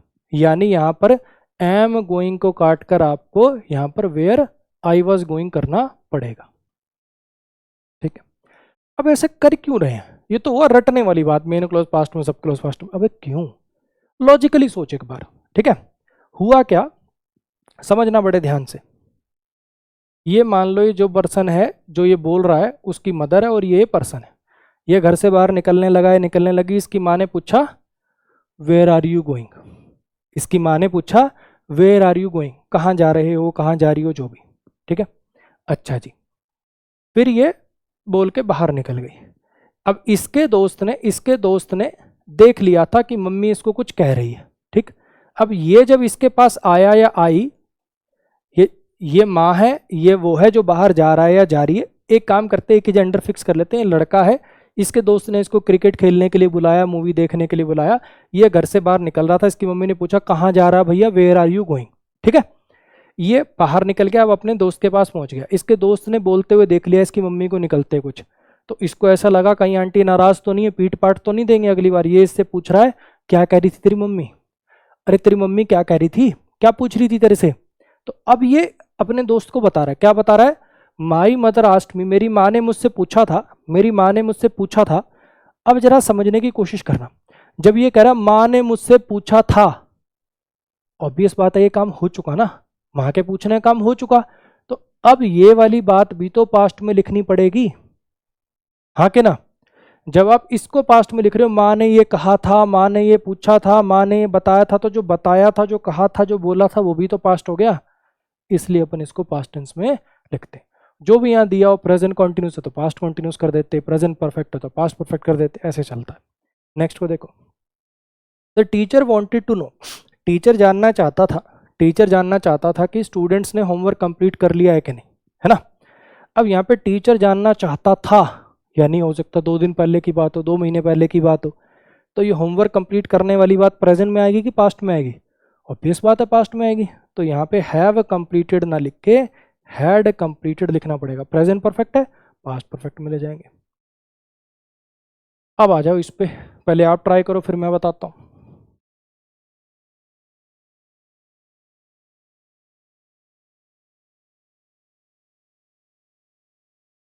हाँ जी, I will call Shraddha when I will finish my presentation for tomorrow's meeting, मैं श्रद्धा को कॉल करूंगा जब मैं अपनी प्रेजेंटेशन पूरी कर लूंगा कल के मीटिंग के लिए। ये यहाँ पर कहना है ना, बोलने सुनने में बड़ा अच्छा लग रहा होगा, लेकिन अब इसको कैसे भी समझ लो, या ये रूल ये समझ लो कि दो फ्यूचर एक साथ नहीं आते, या फिर रूल ये समझ लो कि मेन क्लॉज अगर फ्यूचर में है, क्योंकि कंजंक्शन इस वाले क्लॉज के शुरुआत में है ना, तो मेन क्लॉज अगर फ्यूचर में तो सब क्लॉज फ्यूचर में नहीं आ सकता, प्रेजेंट में आएगा। या फिर इसको ऐसे समझ लो कि व्हेन के बाद फ्यूचर का यूज ना करें। तीनों बातें एक ही हैं। अब इसका कॉन्सेप्ट क्या है, अगर रट के करना है तो सीधा भैया ये विल फिनिश कट जाएगा और यहाँ पर व्हेन ही फिनिश आएगा। अब क्यों आएगा ये तो समझना पड़ेगा, हाँ के ना। क्यों लगाया मैंने यहाँ पे व्हेन आई फिनिश, क्यों लगाया? ये इसलिए लगाया, समझना मेरी बात। आपके पास 12 टेंस होते हैं ना, प्रेजेंट के 4, प्रेजेंट इंडेफिनिट, कॉन्टिन्यूस, परफेक्ट और परफेक्ट कॉन्टिन्यूस, ऐसे ही पास्ट के 4 और ऐसे फ्यूचर के 4, है ना। थोड़ा सा इमेजिन करो एक एक के मीनिंग को। प्रेजेंट वालों के मीनिंग देखना, प्रेजेंट इंडेफिनिट मैं ये काम करता हूँ, प्रेजेंट कॉन्टिन्यूस मैं ये काम कर रहा हूँ, प्रेजेंट परफेक्ट मैं ये काम कर चुका हूँ, प्रेजेंट परफेक्ट कॉन्टिन्यूस मैं 5 साल से काम कर रहा हूँ। ऐसे पास्ट वाले मैं वहाँ गया था, मैं उसका वेट कर रहा था, ये काम के होने से पहले ये काम हो चुका था। ये प्रेजेंट वाले और पास्ट वाले सारे रियलिटी की बात करते हैं। ये काम सच में, ये सच में कोई रियल एक्शन है जो हो रहा है या हो चुका है ना। फ्यूचर में क्या लिखते हो आप? मैं मूवी देखने जाऊंगा, मैं मूवी देखूंगा, यही है, हुआ तो नहीं अभी वो काम। जब आप लिखते हो आई विल वॉच अ मूवी, मैं मूवी देखूंगा, बहुत चांस है कि देख भी लोगे, लेकिन क्या 100% श्योर हो? बीच में कोई काम आ गया तो, कॉल आ गया तो, गर्लफ्रेंड का कॉल आ गया, आ जाओ जानू मिलने, फिर देखोगे मूवी? तो कहने का मतलब ये है कि ये जो फ्यूचर वाला है, I will watch a movie, I will be going there, ये वाला रियलिटी नहीं है, प्रोबेबिलिटी है। हाँ, फ्यूचर में होने की प्रोबेबिलिटी है लेकिन रियलिटी नहीं है ये वाला टेंस। तो ग्रामेरियंस ने क्या कहा कि भैया अगर मान लो फ्यूचर के 2 काम हैं और दोनों एक दूसरे पर डिपेंडेंट है, यानी ये होगा तो ये होगा, तो जो कंडीशन है, जो शर्त है, उसको कभी मॉडल टेंस में मत लिखो, उसको फ्यूचर टेंस में मत लिखो। क्योंकि आप कहना क्या चाह रहे हो, कब कॉल करूंगा? जब ये काम पूरा होगा, ये काम पूरा होगा तभी तो कॉल करूंगा श्रद्धा को। तो ये वाला काम कैसे प्रोबेबिलिटी में आ सकता है? ये पूरा होगा तब ये काम होगा, तो इस काम को रियलिटी बनना पड़ेगा उस काम के होने के लिए। इसलिए उन्होंने कॉन्सेप्ट बना दिया कि 2 फ्यूचर एक साथ नहीं आएंगे, या कह लो जो कंडीशन वाला क्लॉज है, जो शर्त वाला क्लॉज है, उसको मॉडल टेंस में यानी फ्यूचर वाले टेंस में मत लिखो। क्लियर हुई इतनी बात?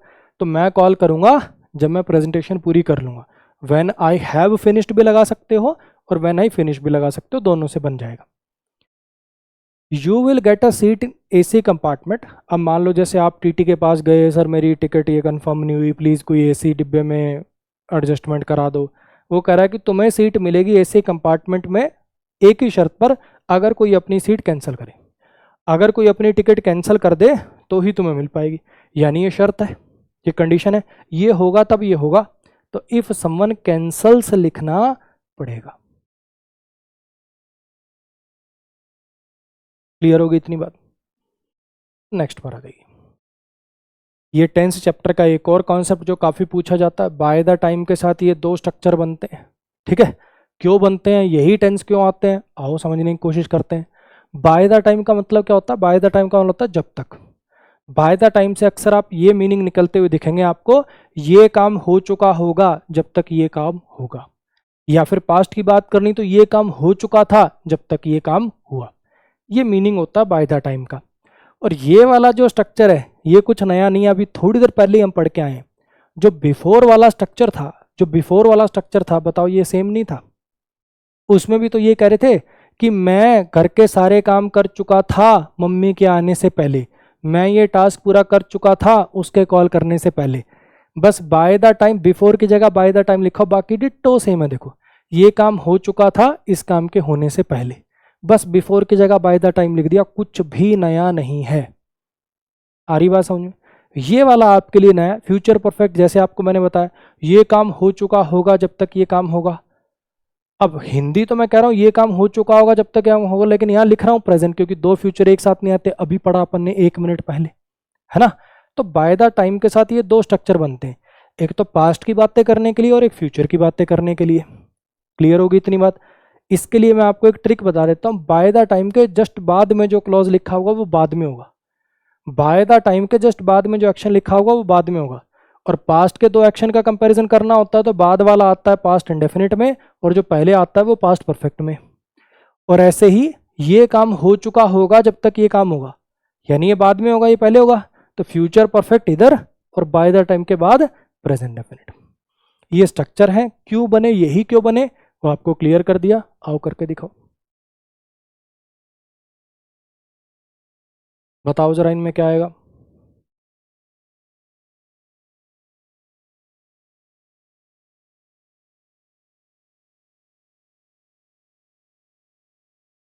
हाँ जी, वो जो विटनेसेस थे, वो जो गवाह थे, उन्होंने जजेस को बताया।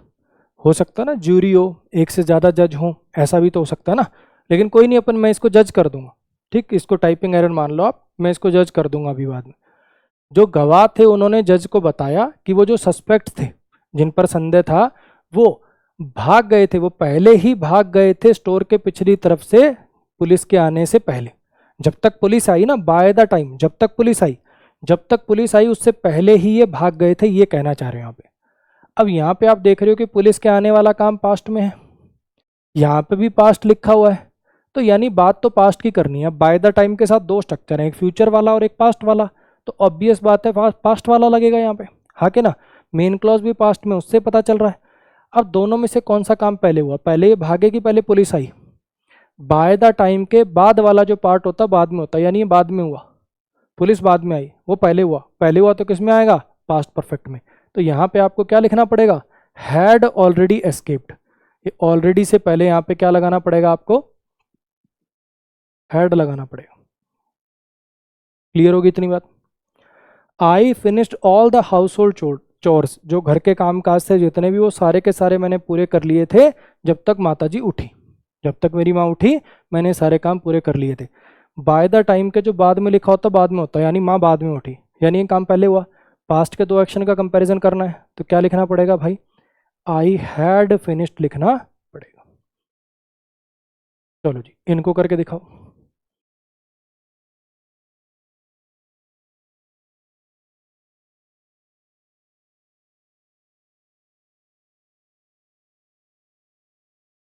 हाँ जी, जब तक तुम मार्केट से वापस आओगे मैं अपना होमवर्क कंप्लीट कर चुका हूँ, ये यहाँ पर कहना है।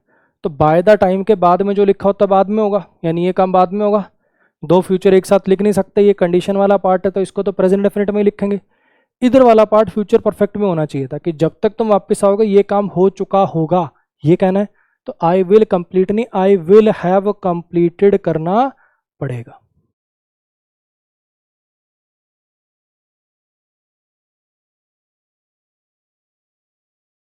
क्लियर हो गया। He will have held this that position for 10 years by the time he will retire. जब ये रिटायर होगा ना, जब ये रिटायर होगा तो उस समय पर ये इस पोजीशन को 10 साल के लिए हेल्ड कर चुका होगा। यानी मान लो कोई कंपनी का चेयरमैन है, ठीक, और पता है कि भैया अब इससे ऊपर कोई पोस्ट है नहीं, ना तो इसका प्रमोशन होगा, ना ये जब तक मरेगा तब तक हिलेगा, है ना। तो जब ये रिटायर होगा ना, जब ये रिटायर होगा तो उस समय इसको इस पोजीशन पर 10 साल हो चुके होंगे, ये कहना चाह रहा है, ठीक। तो बाय द टाइम के साथ ये तो कंडीशन वाला पार्ट है, by the time he retires, जब ये रिटायर होगा उस समय पर ये इस पोजीशन को विल हैव हेल्ड 10 साल के लिए रख चुका होगा। चलो जी, टेंस का लास्ट कॉन्सेप्ट देख लो। सबसे ज़्यादा सवाल अगर किसी कॉन्सेप्ट पर आते हैं 10 चैप्टर में, पहले तो मैंने आपको बताया 10 चैप्टर बहुत बहुत बहुत इंपॉर्टेंट है। एक तो टेंस अपने आप में इंपॉर्टेंट है, और टेंस पर पकड़ बनानी जरूरी है वॉइस और नरेशन को करने के लिए भी। और एक बार मैंने आपको पहले वर्ब चैप्टर में भी बताया था, भैया टेंस चैप्टर और वर्ब के अगर आपसे सवाल नहीं होते हैं, इसका मतलब आपको सेंटेंस का मीनिंग नहीं निकालना आता है, आपको रीडिंग पर काम करना पड़ेगा और कोई सॉल्यूशन नहीं है।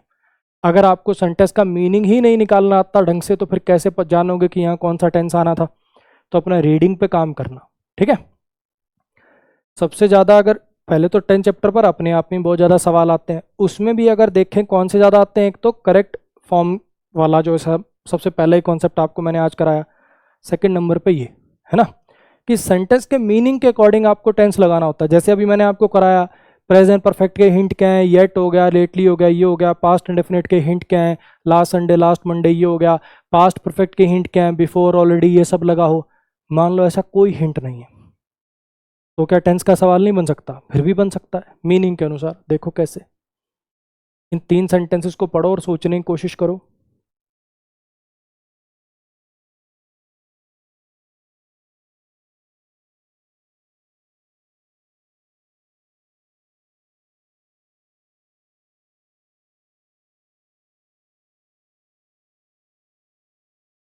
हाँ जी, थ्रो समबडी ए पार्टी का मतलब होता है उसके लिए पार्टी देना, उसको पार्टी दे देना। मेरे पेरेंट्स ने मुझे एक बड़ी सरप्राइज पार्टी दी और मेरे सारे फ्रेंड्स को बुलाया, सारे बेस्ट फ्रेंड्स को मेरे बुलाया, यही कहना है। अब यहाँ पर ना तो कोई लास्ट संडे लास्ट मंडे ऐसा कुछ दिया हुआ है, लेकिन आपको सेंटेंस पढ़ के पता चल गया ना कि इधर पास्ट इंडेफिनिट लगा हुआ है, इधर एंड लगा हुआ है, तो अब भी इस बात है इनवाइट भी तो इन दोस्तों को पास्ट में ही किया होगा। ऐसा थोड़ी कि पार्टी पहले होगी इनवाइट अब प्रेजेंट में करेंगे। आ रही बात समझ में? तो यहाँ पे इनवाइटेड लिखना पड़ेगा।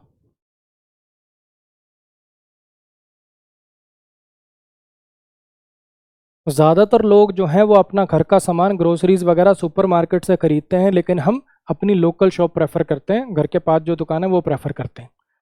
पढ़ के पता चल रहा है, फैक्ट बताया जा रहा है, ज़्यादातर लोग ऐसा करते हैं और हम ऐसा करते हैं, हाँ कि ना। अब जनरली ऐसा होता ना कि लेफ्ट को बेस मान के राइट में करेक्शन करते हैं, लेकिन यहाँ तो ऐसा कोई कॉन्सेप्ट ही नहीं लग रहा। सेंटेंस के मीनिंग को देखकर आपको देखना है।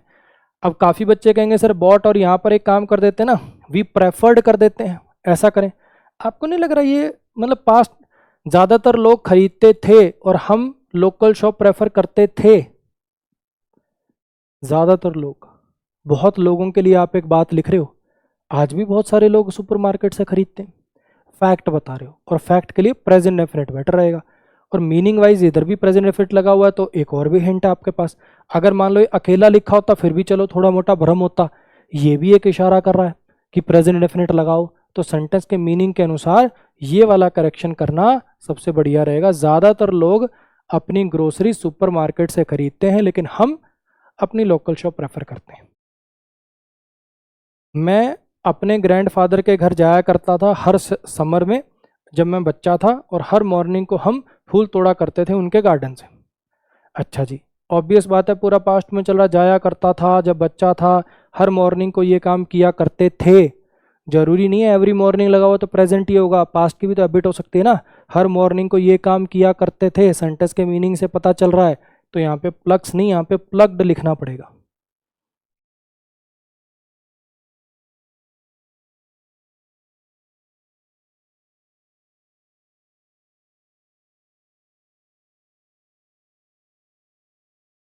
चलो जी, इनको करके दिखाओ जरा।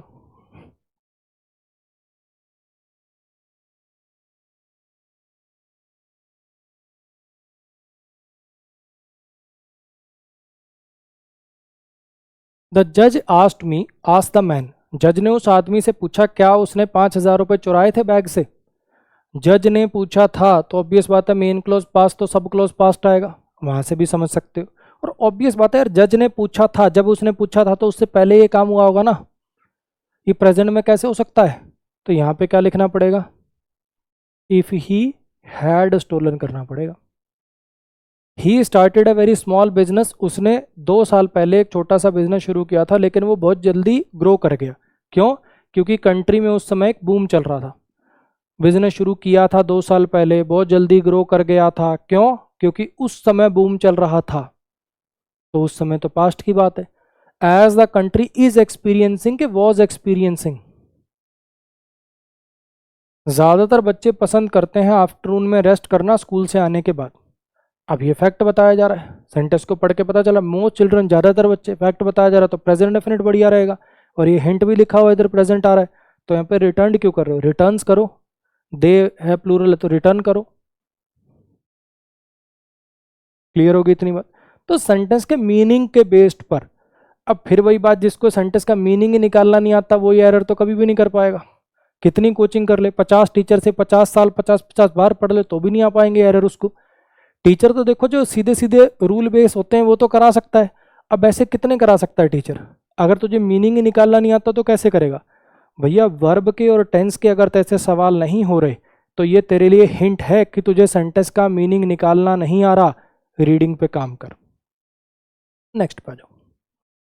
क्वेश्चन टैग एक छोटा सा चैप्टर है, ठीक है, मिनी क्वेश्चन बोलते हैं इसको, एक स्टेटमेंट के बाद पूछा जाने वाला मिनी क्वेश्चन। जैसे जैसे अपन हिंदी में नहीं करते, मूवी देखने चलेगा क्या, के नहीं जाएगा, ये के नहीं जाएगा, क्वेश्चन टैग है। रोहन ने तुझे पैसे दिए दिए थे ना, क्या नहीं दिए थे, ये क्वेश्चन टैग है। कल स्कूल स्कूल तो नहीं जाएगा तू, के जाएगा, के जाएगा क्वेश्चन टैग है। आप एक स्टेटमेंट बोलते हो, फिर उसका उल्टा वर्जन, स्टेटमेंट पॉजिटिव है तो question tag negative, statement negative है तो क्वेश्चन टैग पॉजिटिव, उस स्टेटमेंट का उल्टा वर्जन है क्वेश्चन की फॉर्म में बोलते हो, उसको बोलते हैं क्वेश्चन टैग। जैसे हिंदी में ऐसे इंग्लिश में, वो छोटी छोटी बातों का ध्यान रखना होता है। क्वेश्चन टैग में जनरली दो ही वर्ड लिखे जाते हैं, एक हेल्पिंग वर्ब और एक प्रोनाउन। पॉजिटिव स्टेटमेंट का क्वेश्चन टैग नेगेटिव बनता है और वाइस वर्सा यानी नेगेटिव का पॉजिटिव बनता है। हेल्पिंग वर्ब को कॉन्ट्रैक्टेड फॉर्म में लिखते हैं, यानी हैज नॉट ही नहीं, हैजंट ही, विल नॉट ही नहीं, वोंट ही, ऐसे लिखा करो। ठीक है, आओ पहले आप ट्राई करो, फिर मैं बना के दिखाता हूँ, करके दिखाता हूँ। एक ट्राई आप करना।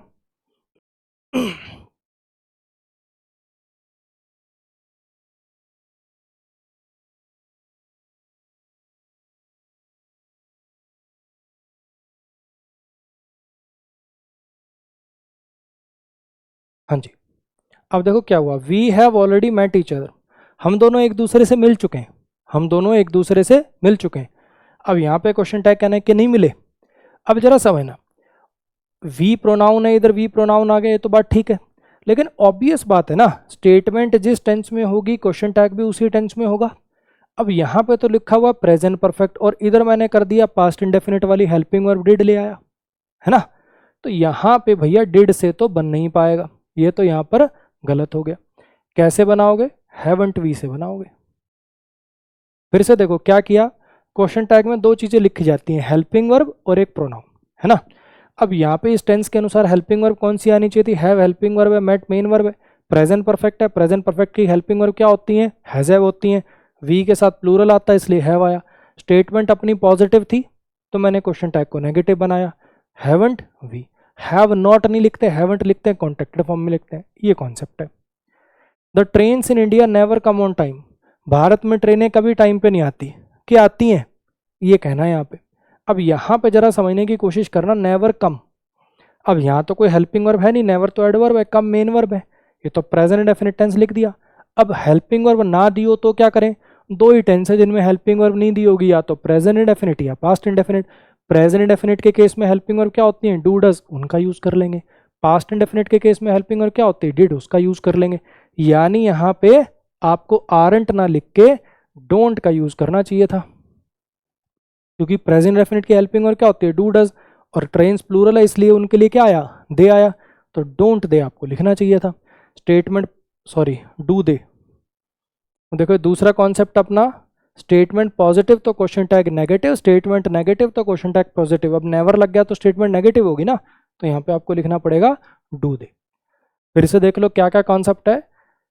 पहली बात तो क्वेश्चन टैग के अंदर दो वर्ड आएंगे, हेल्पिंग वर्ब और प्रोनाउन, हेल्पिंग वर्ब और प्रोनाउन। दूसरी बात, स्टेटमेंट पॉजिटिव तो question tag negative, statement negative तो क्वेश्चन टैग पॉजिटिव। उसी टेंस में होगा क्वेश्चन टैग जिस टेंस में स्टेटमेंट होगी, present perfect, present perfect, present definite, present definite. Clear होगी इतनी बात। अगर हेल्पिंग वर्ब के साथ नॉट लगाना है तो कॉन्ट्रैक्टेड फॉर्म में लिखो, हैव नॉट ना लिखो, हैवंट लिखो, हैज नॉट ना लिखो, हैजंट लिखो, विल नॉट ना लिखो, वोंट लिखो। क्लियर, चलो इनको करके दिखाओ।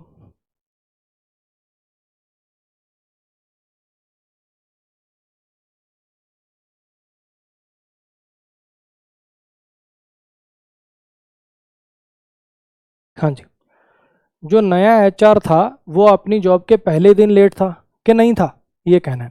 स्टेटमेंट पॉजिटिव है, क्वेश्चन टैग नेगेटिव बनेगा। अच्छा जी, न्यू एचआर के लिए ही आएगा, बात ठीक है।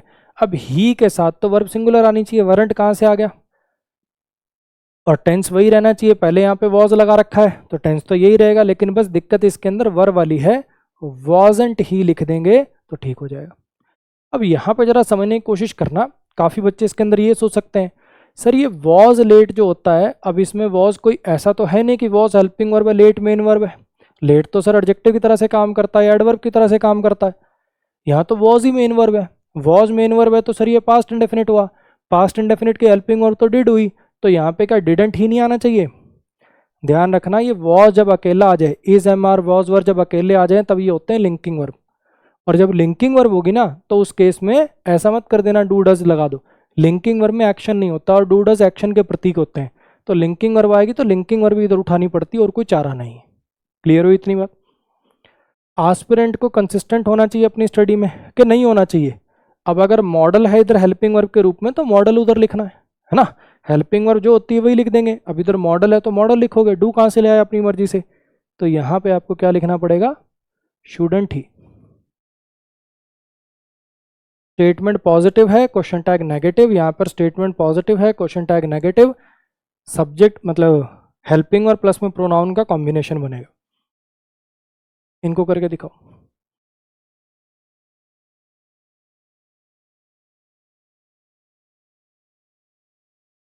Let's go for a dinner for an anniversary, चलो डिनर पे चलते हैं एनिवर्सरी के लिए।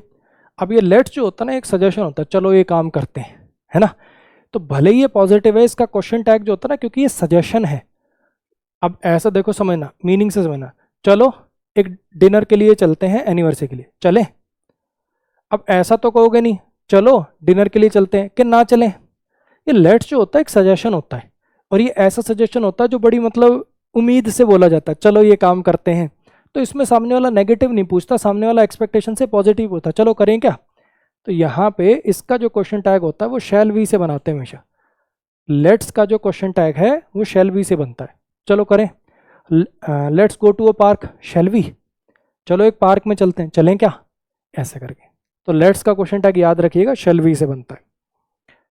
You haven't seen the film that I recommended to you last week, तुमने वो फिल्म नहीं देखी ना जो मैंने तुम्हें रिकमेंड करी थी पिछले हफ्ते। अब यहाँ पे समझना, यहाँ पे दो क्लोज आ गए, एक तो ये रहा यू हैवंट सीन, एक तो ये वाली वर्ब है, एक ये आई रिकमेंडेड है। अब ये क्वेश्चन टैग मैं किसके हिसाब से बनाऊं, इसके हिसाब से बनाऊं, डिडंट आई बना दूं, आई रिकमेंडेड से डिडंट आई बना दूं, कि यहाँ पे हैव नॉट सीन वाले के हिसाब से हैव यू बना दूं, कौन सा बनाऊं।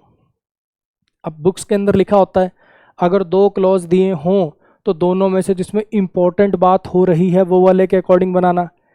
भाई अब इंपॉर्टेंट बात कौन सी इनमें से कैसे देखोगे, ज़्यादातर मेन क्लॉज वाले के हिसाब से बनाया जाता है, ज़्यादातर मेन क्लॉज वाले के हिसाब से बनाया जाता है। तो यहाँ पे इसके हिसाब से अपन बनाएंगे, तो यहाँ पे जो इसका क्वेश्चन टैग है वो बनेगा जी हैव यू। तुमने वो फिल्म नहीं देखी जो मैंने रिकमेंड करी थी कि देख ली है, हैव यू। इसका क्वेश्चन टैग मेन क्लॉज वाले के अकॉर्डिंग बनेगा अपना। पॉजिटिव नेगेटिव थी तो क्वेश्चन टैग अपना पॉजिटिव आ गया। आज की क्लास के अपने लास्ट कॉन्सेप्ट पर आ जाइए। अगर ये वर्ड सब्जेक्ट के रूप में यूज हो रहे हों तो क्वेश्चन टैग में दे का यूज करेंगे। अब अगर आपको याद हो प्रोनाउन चैप्टर और एडजेक्टिव चैप्टर में मैंने पढ़ाया था कि ईच, इधर, नीदर ये डिस्ट्रीब्यूटिव नेचर के होते हैं, एक एक करके बात करते हैं, सिंगुलर करके बात करते हैं, है ना। तो मन करेगा कि इनके लिए ही लगाएं, लेकिन लगाना इनके लिए दे है पड़ता है क्वेश्चन टैग में। ये नो वन, एवरीबडी, समबडी, इनके लिए भी मैंने आपको पढ़ाया था इंडेफिनिट प्रोनाउन में कि वर्ब सिंगुलर आती है ना। लेकिन इनके लिए भी आपको दे लगाना है, ऐसा क्यों, ऐसा इसलिए, थोड़ी मारी बात समझने की कोशिश करना। Each of the girls was given a toy and she was happy।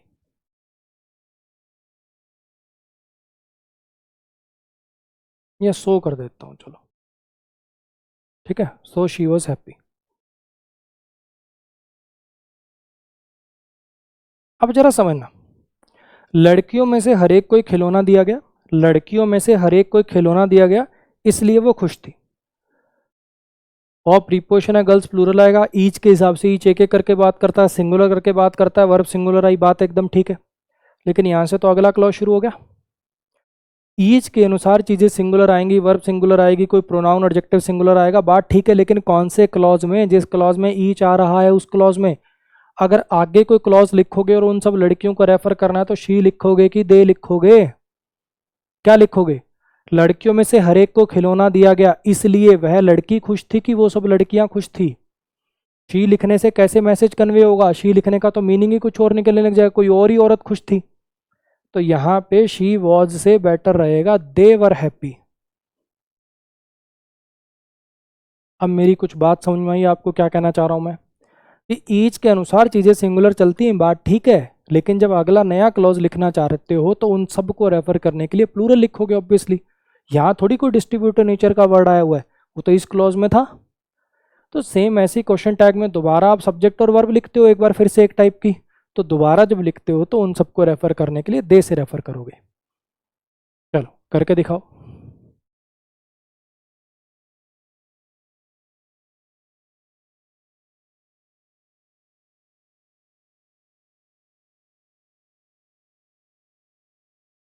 Everybody has come on time today, हर कोई आज टाइम पे आया है कि नहीं आया। अब यहाँ पे हैज़ कम था, स्टेटमेंट पॉजिटिव है, क्वेश्चन टैग नेगेटिव बनेगा। बस दिक्कत यह है कि एवरीबडी यहाँ तो वर्ब सिंगुलर ले रहा है, लेकिन उन्हीं सबको जब दोबारा रेफर करना पड़ेगा तो दे से रेफर करना पड़ेगा, और दे के साथ वर्ब प्लूरल आती है, तो यहाँ पे हैजंट ही नहीं, यहाँ पर हैवंट दे से बनाना पड़ेगा। क्लियर हो गया? नन ऑफ हिज, देखो अपनी तारीफ नहीं करना चाह रहा मैं, ठीक है, लेकिन आपने ऐसी वीडियोस और भी देखी होंगी, important rules of grammar, 100 golden rules of grammar, ये वो।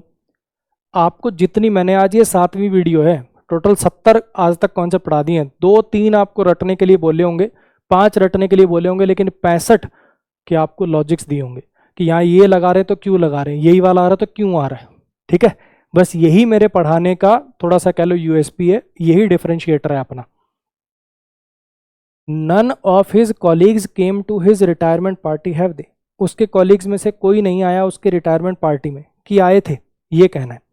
अब यहाँ पे none of his colleagues came, none के लिए दे आता है, वो वाली बात तो ठीक कर दी। स्टेटमेंट नेगेटिव है, नन की वजह से क्वेश्चन टैग पॉजिटिव बनेगा, ये वाली बात भी ठीक कर दी। दिक्कत यहाँ पे केम में गलती कर दी। केम वर्ब की सेकंड फॉर्म में पास्ट इंडेफिनिट है, तो पास्ट इंडेफिनिट का हैव से थोड़ी बना दोगे, डिड दे से बनाना पड़ेगा। क्लियर हुआ? अब देखो इसको थोड़ा सा दिमाग लगाओ, एक बार अगर सोच लिया था ना तो एक बार दोबारा सोचो। एक बार रुकता हूं मैं, अपने आप दोबारा सोचो, सही है कि ये गलत है।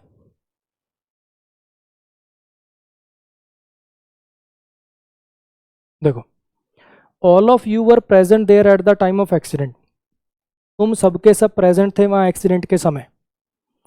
अब यहाँ पे ऑल के लिए, नन के लिए, एवरीबडी, ईच के लिए दे आता है। अगर हम इस बात को रट लेंगे तो थोड़ी दिक्कत है। ये दे पता है कब आता है? जब इनकी थर्ड पर्सन में बात हो रही हो। यहाँ पे लिखा हो ऑल ऑफ यू, समझने की बात समझना, यू जो है वो तो लिसनर के लिए आता है, यानी उसके सामने खड़े हैं बंदे।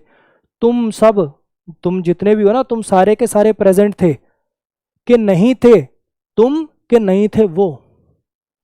दे लगा दोगे, दे तो थर्ड पर्सन हो जाएगा। जिन लोगों को तुम ये बात कर रहे हो, स्टेटमेंट जिनके लिए, तो क्वेश्चन टैग भी तो उन्हीं के लिए होगा ना। तो यहाँ पे वरंट दे लिखोगे कि वरंट यू, तुम सबके सब प्रेजेंट थे वहां कि नहीं थे तुम, कि नहीं थे वो। दे लिखोगे कि यू लिखोगे? यहाँ पे बच्चे आपको वरंट दे नहीं, वरंट यू लिखना पड़ेगा।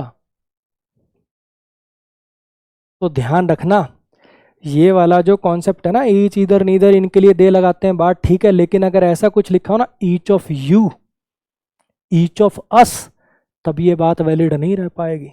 ईच ऑफ अस कर दिया तो क्वेश्चन टैग वी से बनेगा, ईच ऑफ यू कर दिया तो क्वेश्चन टैग यू से बनेगा। आ रही है बात समझ में? दे से तब बनाना जब ये थर्ड पर्सन में बात हो रही हो। लेकिन अगर ऐसे लिख दें, एवरी वन ऑफ अस, हम में से हर कोई ये काम करेगा, कि हम नहीं करेंगे, वी से बनाओगे ना, दे से क्यों बनाओगे? ऐसे एवरी वन ऑफ यू, तुम में से हर कोई इस क्वेश्चन को सॉल्व कर सकता है, कि नहीं कर सकते तुम, वो थोड़ी लिखोगे। तो ध्यान रखना, ऑफ के बाद अगर यू या अस आ जाए तो फिर वी और यू से बनेगा, ना कि दे से। ध्यान रखना इस बात को, किसी बुक में नहीं मिलेगी आपको ये बात। चलो जी, तो यहाँ ख़त्म होती है अपनी आज की क्लास। उम्मीद करता हूँ कि गोल्डन रूल वाली वीडियो, इंपॉर्टेंट रूल वाली वीडियो आपने और भी देखी होंगी, लेकिन इतनी कॉन्सेप्चुअल क्लैरिटी आपको पहले नहीं मिली होगी। एक एक वीडियो पर बहुत मेहनत हो रही है, शायद आप वो फील कर पा रहे होंगे। ठीक है, ये आपका होमवर्क है। एक एक क्वेश्चन का आंसर बिना किसी दूसरे का कमेंट देखे आपको करना है। और अगर इस वीडियो में मज़ा आ रहा हो, कॉन्सेप्ट रिवाइज होने की फील आ रही हो, या आपके लिए फ्रूटफुल हो, तो कमेंट करके बताना। मेरे को भी अच्छा लगेगा ना यार, मेरे को लगेगी कि हाँ बच्चों को पसंद आ रही है, तभी डिमांड कर रहे हैं। नीचे को 10-20 कमेंट तो किया करो, सर अगली वीडियो डालो, सर अगली वीडियो कब आएगी, तभी मेरा भी मन करेगा जल्दी जल्दी अगली वीडियो बनाने का, है ना। तो एल्गोरिदम के लिए वो लाइक कमेंट शेयर वाला देख लेना, इनका आंसर तो सबको कमेंट करना ही। मिलेंगे अगली वीडियो में, आज के लिए गुड नाइट।